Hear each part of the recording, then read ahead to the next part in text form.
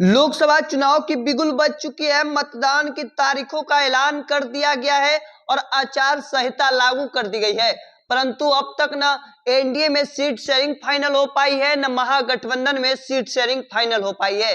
चूंकि दोनों ही जगहों पे पेच फंसा हुआ है। एक और जहां एनडीए गठबंधन में भारतीय जनता पार्टी एक सहयोगी दल को मना रही है, तो दूसरे सहयोगी दल रूठ जा रहे हैं और ऐसे में मान मनोबल का कार्य जो है वो लगातार जारी है। हालांकि औपचारिक ऐलान की घोषणा जो है वो 24 से 48 घंटों के अंदर की जा सकती है। लगातार इस बात को लेकर चर्चाएं चल रही है। तो वहीं दूसरी ओर महागठबंधन में भी सीट शेयरिंग का पेच फंसा हुआ है। क्योंकि एक और जहां कांग्रेस पार्टी 15 सीटों पर मांग कर रही है, 10 से 15 सीटें की मांग चल रही है, तो वहीं दूसरी ओर माले यानी कम्युनिस्ट पार्टी ने भी पहले जब नीतीश कुमार साथ में थे उस दौरान 5 लोकसभा सीटें मांग कर रही थी, और जब नीतीश कुमार अब एनडीए के साथ शामिल हो गए तो ऐसे में नीतीश कुमार के अलग हो जाने के बाद अब माले 8 सीटों की मांग कर रही है, जिसमें आरा, सिवान, काराकाट, कटिहार, पाटलिपुत्र, जहानाबाद, नालंदा और वाल्मीकि नगर की सीटें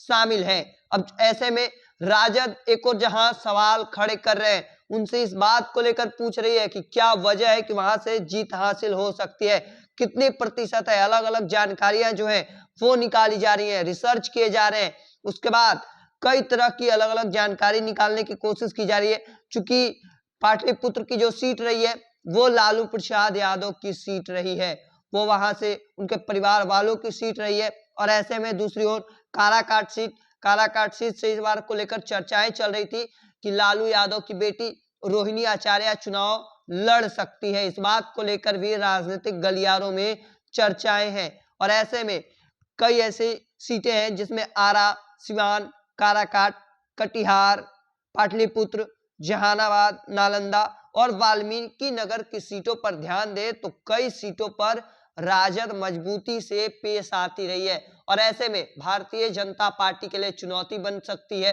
चाहे वो उधर से एनडीए से कोई भी पार्टी आती हो।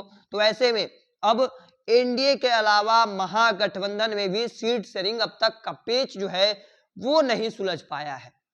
चूंकि कांग्रेस 15 सीटों की मांग कर रही है, तो वहीं दूसरी ओर माले 8 सीटों की मांग कर रही है और 8 मांग कर रही है। और ऐसे में उन सीटों की मांग की जा रही है जिस सीटों पर राजद की दावेदारी रही है, जहां से राजद के नेता चुनाव लड़ते रहे हैं। खुद मीसा भारती पाटलिपुत्र सीट से चुनाव लड़ चुकी हैं। और ऐसे में इस बात को लेकर चर्चा है कि कौन कौन सी सीटें माले को और कौन सी सीटें कांग्रेस को दी जाए, यह देखना अब दिलचस्प होगा। क्योंकि अब तक दोनों ही गठबंधन में सीट शेयरिंग और उम्मीदवारों का चयन नहीं हो पाया है। देखना होगा कब से कब और कितनी जल्दी इन चीजों को सुलझाया जाता है, देखना दिलचस्प होगा।